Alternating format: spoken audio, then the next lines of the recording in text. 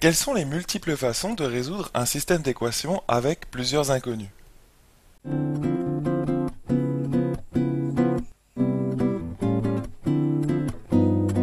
Bonjour à toi et bienvenue dans cette vidéo Star en maths, ici Romain.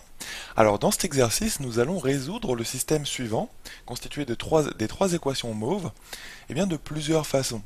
Donc en fait, je vais faire plusieurs vidéos et dans chaque vidéo, nous allons résoudre ce système d'une façon particulière, d'une façon qu'on aura choisie.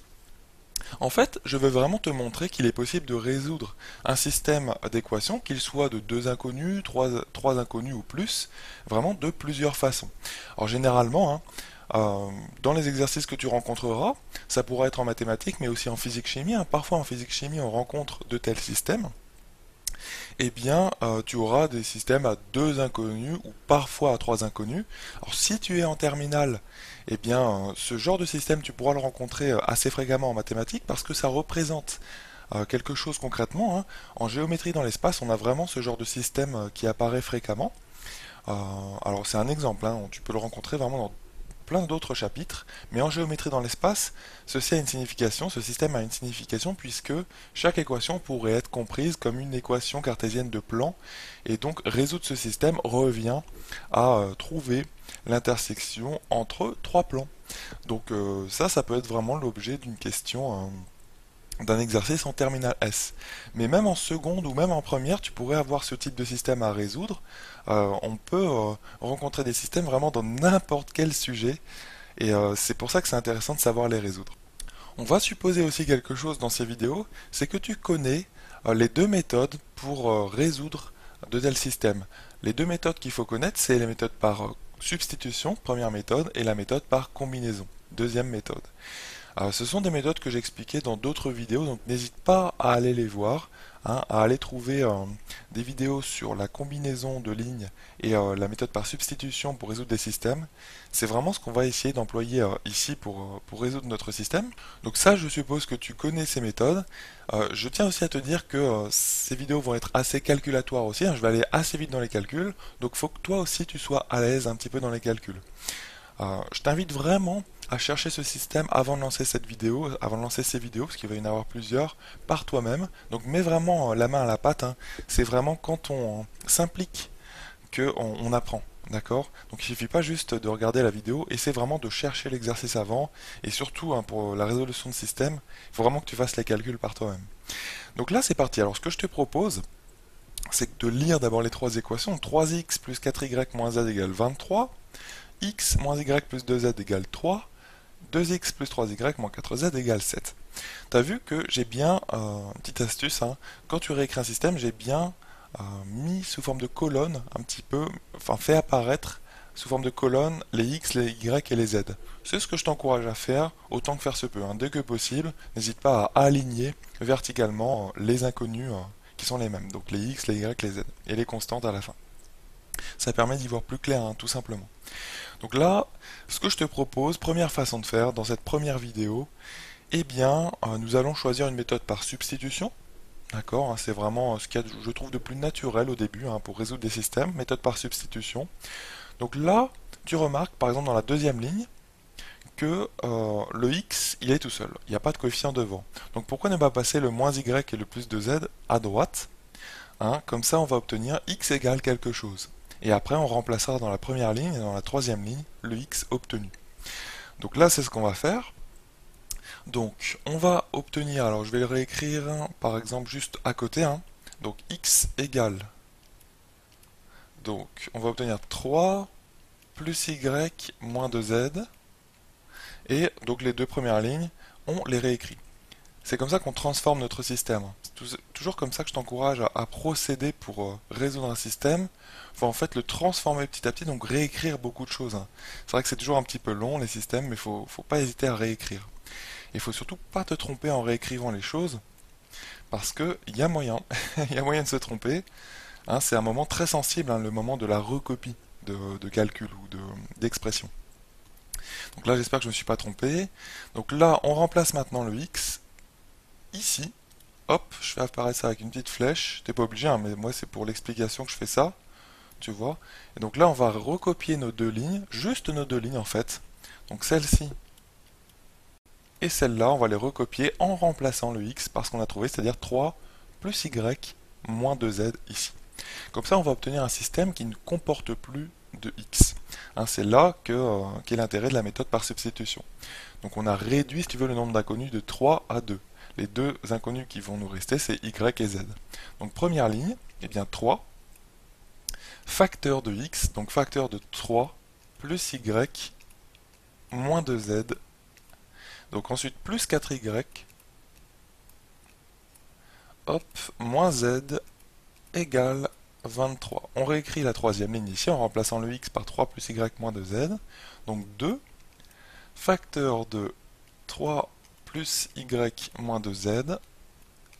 Et ensuite, donc plus 3y moins 4z égale 7. Donc voilà le nouveau système obtenu à deux inconnus seulement. Et donc ça va être plus facile à résoudre déjà qu'un système à trois inconnus. Tu vois, on a réduit la complexité de notre problème. On est passé d'un système à trois inconnus à un système à deux inconnus. Donc pour nettoyer notre système, on va développer, on va enlever les parenthèses. Donc on va obtenir 9 plus 3y moins 6z. Donc tu vois, ça recommande que tu sois vraiment à l'aise au niveau calcul, de résoudre des systèmes. Donc plus 4y moins z,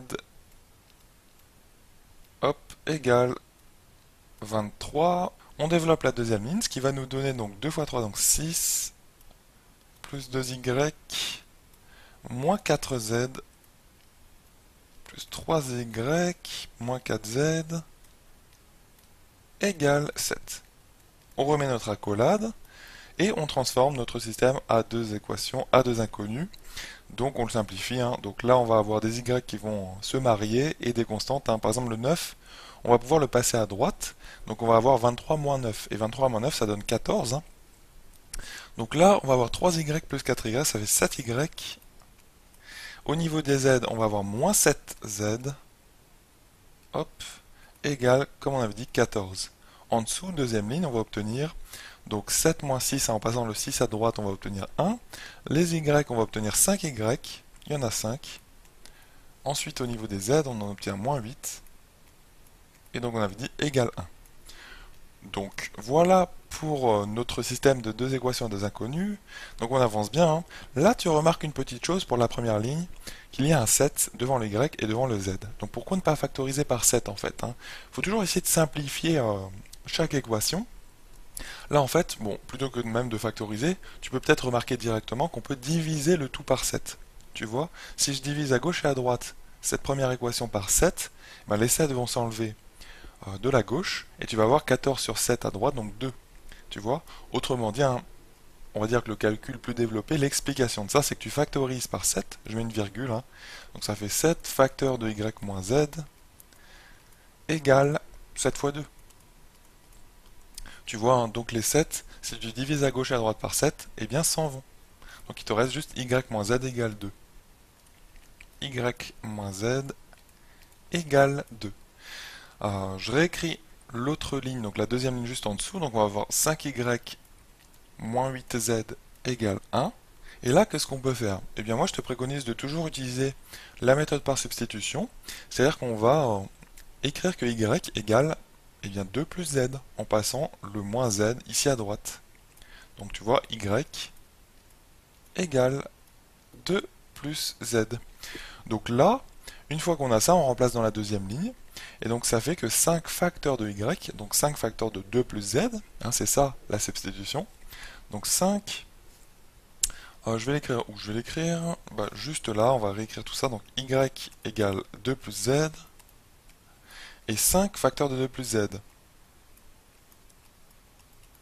Hop, ça c'est 5y, moins 8z, égale 1. Et t'as vu? Ça, cette dernière équation, il n'y a plus que du z. Donc on s'est ramené à une équation à une seule inconnue. Tu vois que petit à petit, on a réduit la complexité de notre problème. 3 inconnus ici, 2 inconnus là, et une inconnue là. Donc on va pouvoir trouver le z, tu vois, avec cette équation à une inconnue ici. Donc là, il suffit juste de développer. Donc on va obtenir 10 plus 5z moins 8z égale 1. Donc en passant le 10 de l'autre côté, on va obtenir moins 10. Donc 1 moins 10, ça fait moins 9. Et 5z moins 8z, ça fait tout simplement moins 3z. Donc moins 3z égale, eh bien, moins 9. Donc là, il suffit juste de diviser par moins 3 hein, des deux côtés. Donc en fait, tu enlèves les moins si tu veux d'abord. Donc 3z égale 9. Donc en fait, z égale 9 sur 3, c'est-à-dire 3. Ça y est, on a trouvé notre z. Z vaut 3. Donc ça, c'est plutôt bien. Bien sûr, il nous manque les deux autres inconnus, c'est-à-dire x et y. Mais ça va être très simple maintenant, hein. En fait, dès que tu as trouvé une inconnue, hein, on peut remonter le système très facilement, c'est-à-dire trouver les autres très facilement. Regarde, là, il suffit juste de remplacer le z par 3 dans cette équation-là. Donc, il suffit juste de choisir les bonnes équations hein, qui te donnent y et x en fonction des autres inconnus. Donc là, y est en fonction de z, donc en fait z, on le remplace par 3, ça va donner y égale 2 plus 3, donc y égale 5. Hop. Et on remonte maintenant jusqu'à quelle équation à ton avis? Eh bien en fait, jusqu'à celle-ci. Tu te souviens qu'il te donnait x en fonction de y et de z. Donc on remplace y par 5, z par 3, donc on obtient 3 plus 5, moins 2 fois 3, c'est-à-dire 6. Donc 3 plus 5, ça fait 8, et moins 6, ça fait 2. Donc on obtient le x, je vais le marquer juste là, égale 2. Voilà pour cette première façon de faire. Pour résoudre ce système, on a procédé ici par substitution. Donc on a remplacé un x ici par partout un 3 plus y moins 2z. On l'a remplacé dans la première et la troisième ligne, ce qui nous a permis d'obtenir un système à deux inconnus, y et z, qu'on a pu résoudre ensuite facilement, toujours en utilisant une méthode, enfin la méthode par substitution. Voilà pour cette première façon de faire. J'aimerais maintenant te montrer une deuxième façon de faire à l'aide d'une combinaison de lignes.